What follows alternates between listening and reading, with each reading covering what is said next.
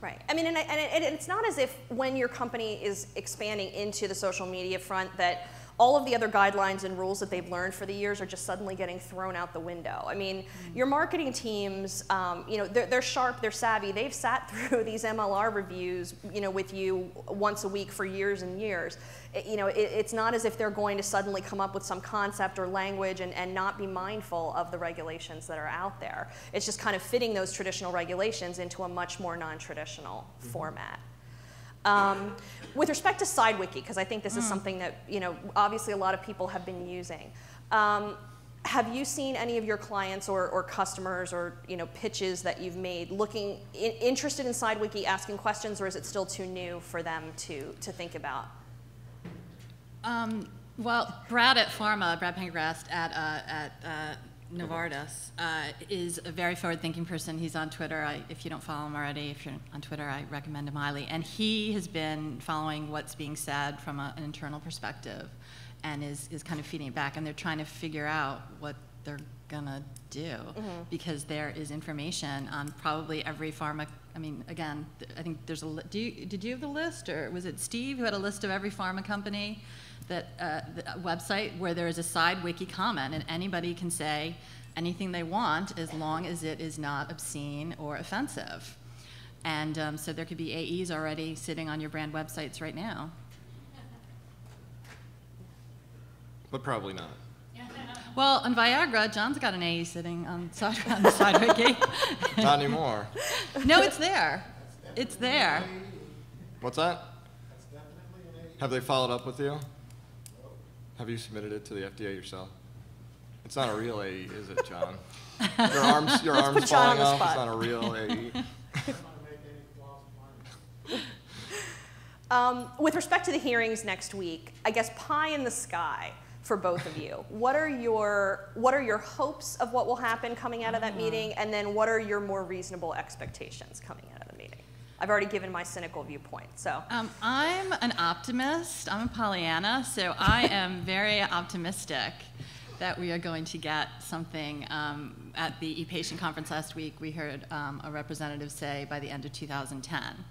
So I'm thinking we're going to get some guidance. What sort of things?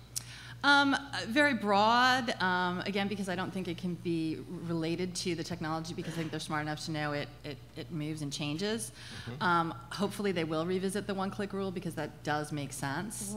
Again, I think it's going to depend on what they hear from people like you as well. I think they're going to be open. It's the new FDA people. Come on. You are a Pollyanna. That's she is. She's little Mary Sunshine.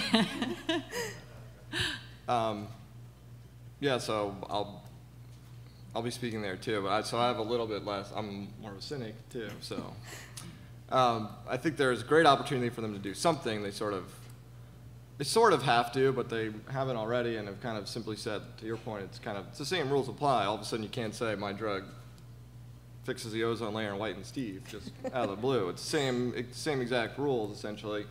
I mean, it's more of a technology sort of limitations piece of you can't put it all into a tweet. So that's sort of the balance of addressing. You don't want to have a whole bunch of guidelines about technologies that aren't going to be here either. So hopefully they'll have some sort of balance between the two. Are there any other questions from the audience that? Come on, we want to get interactive here.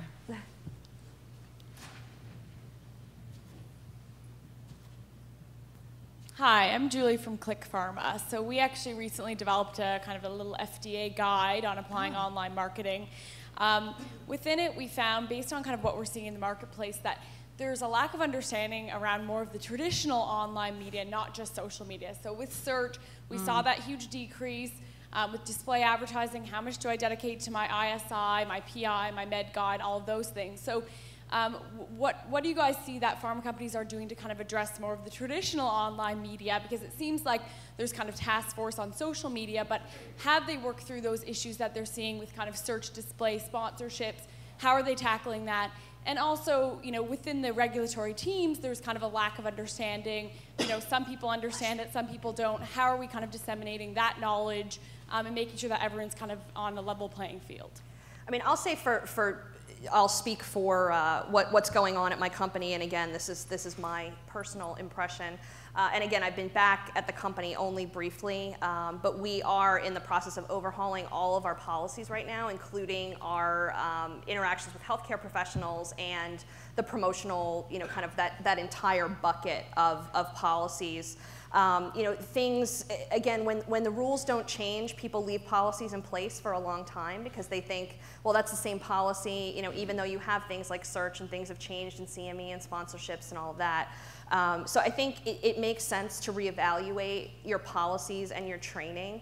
I'm lucky in that I have a lot of resources at my disposal in a small company. So for training purposes, if I come up with an idea, I'm actually working with our head of commercial regulatory now on kind of just an FDA primer for anyone who's interested. I mean, it'll be mandatory for certain groups, but we're going to do it a number of times. And I think that's a helpful way, sitting with your marketing teams, making sure that your legal people are up to speed so that they can convey that message as well. I don't know if you've seen it with your... I mean, when it comes to search in particular, Google's obviously extremely savvy. They've potentially lost a lot of money too, and they don't particularly like to lose a lot of money. So they've shown flexibility very recently, actually sort of changing the ad units that they have now. So basically, some new ad units, you'll start seeing the same exact sort of text ads, but we'll have additional links in them. So if you're searching for airline travel, an Expedia link might have, find the lowest airfares here, and then underneath would be link for a hotel, rental car, and a few other things. And they've also piloting one with sort of being able to do like comparisons for mortgage rates right in the sort of text display. So to think that they wouldn't come up with something really simple for pharma companies could use is, they will, it's just a matter of, they have to get the FDA to agree that it's okay too, so that might take a little while, but they're a sharp company that I think unfortunately, part of it has to be solved by the technology that we don't really have a ton of control over. How many people here have heard of universal search? Universal search is a term that describes not just showing results that are websites, but also video, photos, and the local results. So for example, if you go on Google and search motorcycle, what comes up in the top are videos about motorcycles and photos and local motorcycle shops. So there are only now 5 websites on the first page where there used to be 10. So your websites are getting pushed off those first page of results. So that's a real opportunity that companies can take advantage of. If you have video, as Mel said earlier, don't be afraid of YouTube. Make sure it's tagged properly. Make sure your educational information. Leverage all of your resources and make sure that it's being properly taken advantage of.